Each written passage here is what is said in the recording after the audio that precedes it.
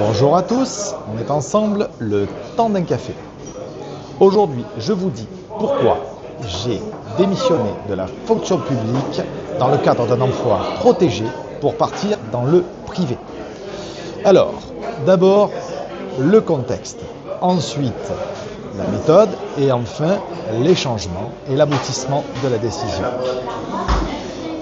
Soyons simples. D'abord, j'étais dans le cadre d'un emploi protégé au sein de la mairie d'Oriol pendant plus de 10 ans. Dans le cadre de ce travail, je devais donner des cours d'informatique aux demandeurs d'emploi et à des personnes qui en avaient le souhait au sein de la maison sociale. Et d'une équipe qui travaillait déjà là-bas dans le cadre d'autres activités. Alors, je vais être tout à fait honnête avec vous, j'ai été heureux pendant toutes ces années et j'ai profité d'un cadre de travail qui était extrêmement profitable, extrêmement bon. Et puis, au fur et à mesure de ces années, mes fonctions ont changé et ont évolué. D'abord, j'étais à la maison sociale. Ensuite, j'ai intégré le service communication, au sein duquel j'ai d'abord fait des photos, avec l'acquisition personnelle d'un appareil photo numérique. C'est de là que me vient d'ailleurs cette passion pour le multimédia. Et enfin, j'ai été en charge en tant que consultant ergonomique et technologique du déploiement du premier site de la mairie d'Oriol, avec l'équipe du service communication qui était là aussi dans ce cadre-là. Et l'élu en charge à l'époque de ce dossier. Cette fonction-là m'a également permis d'avancer, d'apprendre beaucoup de choses, de progresser. Bref, ça a été extrêmement productif. Enfin, dans un dernier temps, et dans un temps suivant, j'ai également intégré l'espace senior où j'ai donné des cours d'informatique aux personnes du 3e âge. Et croyez-moi, j'ai énormément appris et sur ces gens-là, qui étaient extrêmement motivés, plus que je ne l'aurais cru, parce qu'ils ont appris à faire de la photo numérique, ils ont appris à faire des paiements par PayPal, etc. Et ils se sont également extrêmement bien équipés en ordinateur portable et également en appareil photo. Comme quoi, il ne faut jamais douter, il n'y a pas d'âge pour commencer. À leur contact, j'ai énormément d'ailleurs appris sur moi-même et aussi sur les personnes de tous âges. Enfin, j'ai eu en charge le développement, par contre, et la mise en ligne du site du CCAS, développé sur WordPress, pour lequel j'ai pu bénéficier des conseils précieux à l'époque de Christophe, et d'une totale liberté d'action au sein de ce travail et de ce projet, qui m'avait été accordé et par le maire et par ma responsable de l'époque, mon chef de service, chef vénéré, Sylvie, à qui je fais un coucou, et que j'aimais beaucoup à l'époque et que j'aime toujours beaucoup aujourd'hui, et qui m'avait laissé une totale latitude et liberté sur ce projet. Le site a été mis en ligne, ça a bien fonctionné, et j'ai été bien content de l'aboutissement de ce travail. Tout au long de ces années, j'ai beaucoup appris, j'ai été heureux et j'ai fait beaucoup de choses. Mais à un moment donné, on en arrive au pourquoi, je me suis senti à l'étroit. J'avais envie d'autre chose, j'avais envie de changement. Et comme souvent, quand on a quelque chose, on a souvent envie de voir si l'herbe est plus verte ailleurs, même si ce n'est pas forcément vrai. Dans mon cas, ça a été vrai, mais ça aurait pu ne pas être le cas. Et j'ai fait le choix de démissionner de la fonction publique. Je n'ai pas pris une année sabbatique ou 2 années. Non. J'ai purement et simplement démissionné. Et je me rappelle encore de ce jour fatidique où j'ai pris cette décision. Bien sûr, comme je suis handicapé et que j'ai des soucis, il a fallu que je la réfléchisse et que j'intègre dans cette décision mes parents. Parce que c'était quelque chose d'important, et ma copine aussi. Il a fallu qu'on en parle en amont. Mais le jour où j'ai pris la décision, je suis allé voir ma chef, Sylvie, et je lui ai demandé si j'avais un préavis pour démissionner. Je ne sais plus comment ça s'est goupillé.